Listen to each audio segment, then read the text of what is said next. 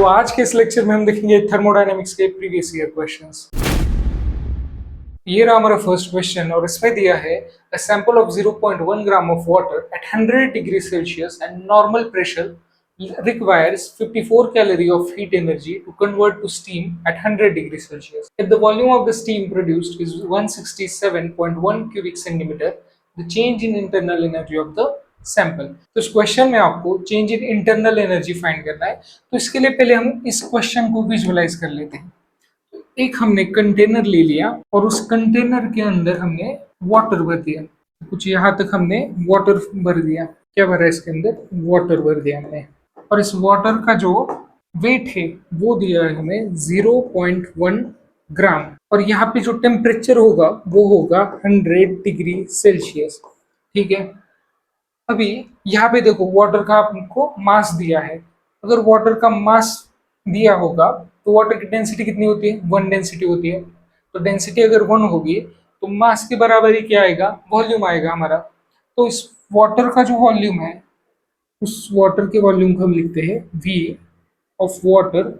वो कितना दिया है? 0.1 ग्राम की इक्विवेलेंट क्या होगा?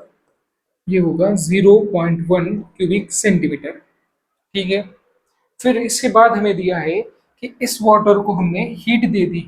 इस वाटर को हमने हीट दे दी, यहाँ से ऐसे हीट दे दी। तो इसको हमने लिखा डेल्टा क्यू। और कितनी हीट दी है? यहाँ पे दी है 54 कैलोरी ऑफ हीट। तो भी देखो वाटर को जब आप हीट दोगे तो क्या होगा? वाटर कन्वर्ट होगा। किस में कन्वर्ट होगा? स्टीम में कन्वर्ट होगा, यानी उसका वेपर बन जाएगा। तो ये जो हमारा वाटर है, इस वाटर का क्या हो गया? हमारा कन्वर्जन हो गया। किस में कन्वर्जन हो गया? स्टीम में कन्वर्जन हो गया। तो यहाँ पे ये वाटर की स्टीम हो गई। और इसके बारे में हम क्या बता सकते हैं? ये जो स्टीम प्रोड्यूस हुई है उसका जो वॉल्यूम होगा, वॉल्यूम ऑफ स्टीम, वो यहाँ पे आपको दिया है 167.1 क्यूबिक सेंटीमीटर।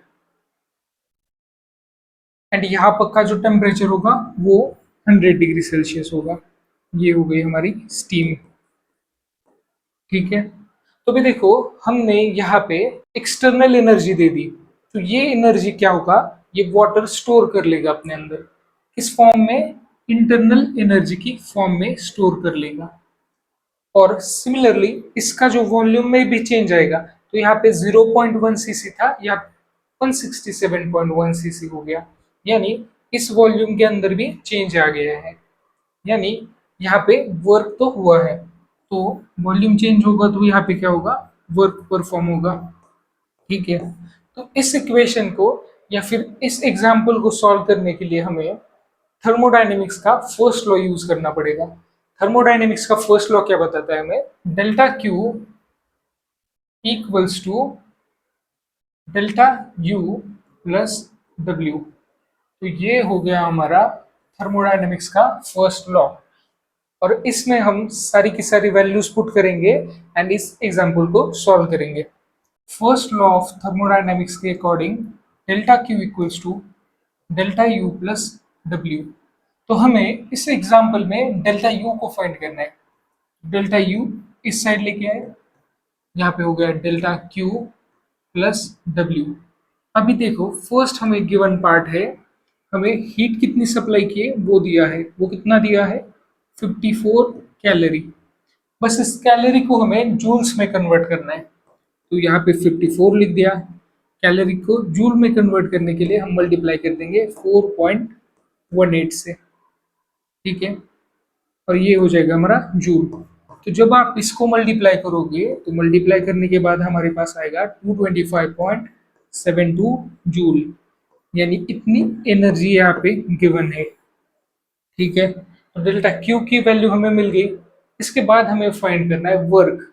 वर्क कितना होगा? तो देखो वर्क फाइंड करने के लिए पहले तो वाटर का जो वॉल्यूम है वो किस में चेंज हो गया? स्टीम में चेंज हो गया। यानी यहाँ पे वॉल्यूम चेंज हो रहा है। इसलिए हम वर्क का जो फॉर्मूला है वो लिखेंगे P डेल्टा V। P यानी प्रेशर, डेल्टा V यानी चेंज इन वॉल्यूम। तो P लिख दिया। इसके बाद डेल्टा V की जगह हम लिखेंगे V steam minus V water, यानी volume of steam minus volume of water. तो यहाँ पे लिख दिया volume of steam minus volume of water. अभी यहाँ पे देखो volume of steam and volume of water आपको गिवन है। तो देखो वॉल्यूम ऑफ स्टीम कितना दिया था हमें, वॉल्यूम ऑफ स्टीम दिया था 167.1 क्यूबिक सेंटीमीटर। तो इसको हम कन्वर्ट करेंगे मीटर क्यूब की फॉर्म में। तो इसको मीटर क्यूब में कन्वर्ट करने के लिए यहाँ पे आप लिखोगे 167.1, इसको मल्टीप्लाई करोगे 10 टू द पावर माइनस 6 से।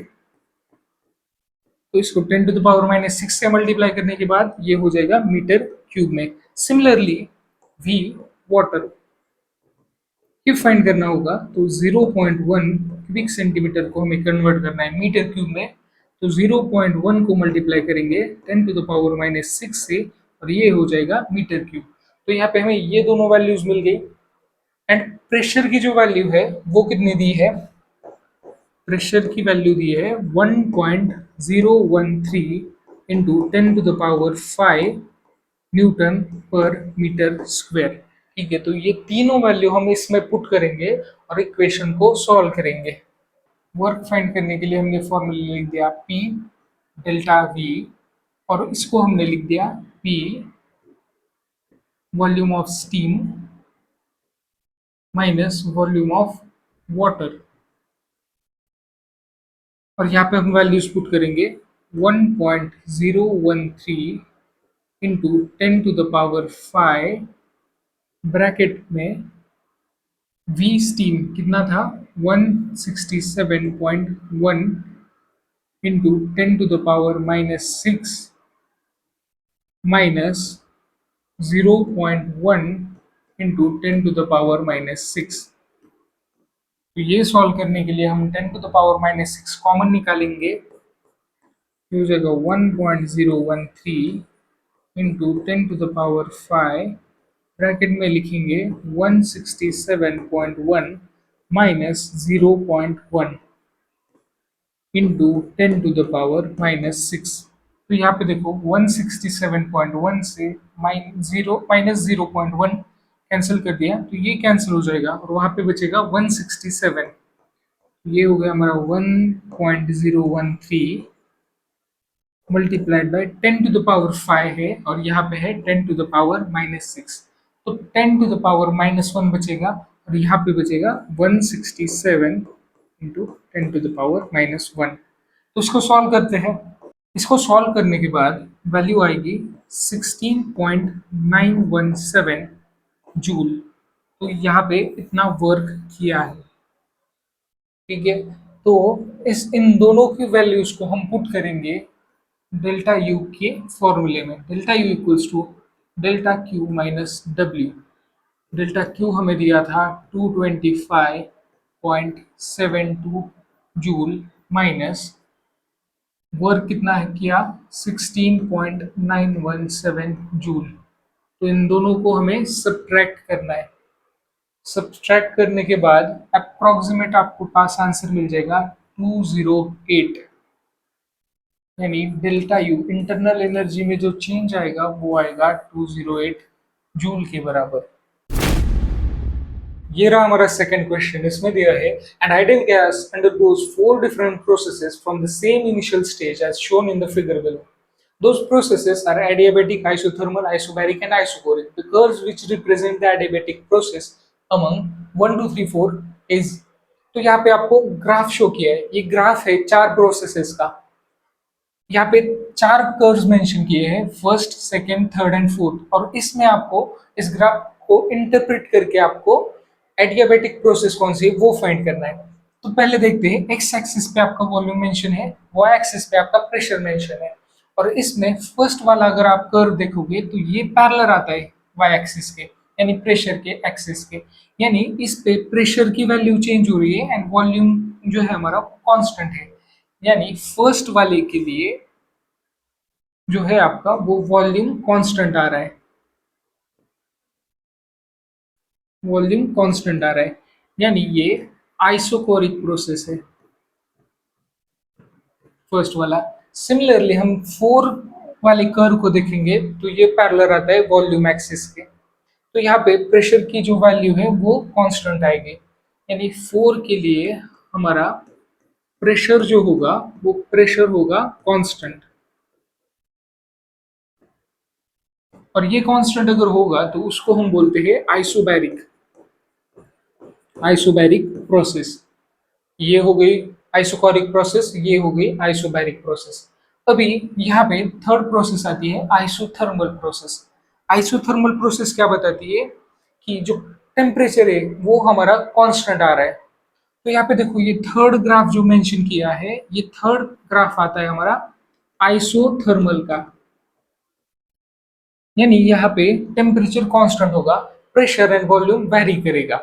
और यहाँ पे सेकेंड जो कर्व दिया है वो हो जाता है हमारा एडियाबैटिक के लिए। अभी आप बोलोगे थर्ड एंड सेकेंड कर्व में डिफरेंस ही क्या है, तो इन दोनों को अगर आपको पहचानना होगा तो देखेंगे दोनों कर्व्स को हम कंपेयर करेंगे। कंपेयर करने के बाद आपको दिखेगा कि ये जो सेकेंड वाला कर्व है वो जल्दी से घट रहा है, और आइसोथर्मल का जो कर्व है वो धीमे धीमे घट रहा है। तो एडियाबैटिक एंड आइसोथर्मल में ये जो सेकेंड वाला है वो बहुत ही ज्यादा स्टीप है थर्ड के केस में, यानी यहाँ पे स्लोप ज्यादा आता है, इसलिए ये एडियाबैटिक कहलाता है, और ऊपर वाला आइसोथर्मल। तो हमारा यहाँ पे आंसर ए करेक्ट हो जाएगा, जो कि सेकेंड कर्व को रिप्रेजेंट कर रहा है। तो आज के लिए बस इतना ही था, आगे के लेक्चर में हम बाकी के एग्जाम्पल सॉल्व करेंगे।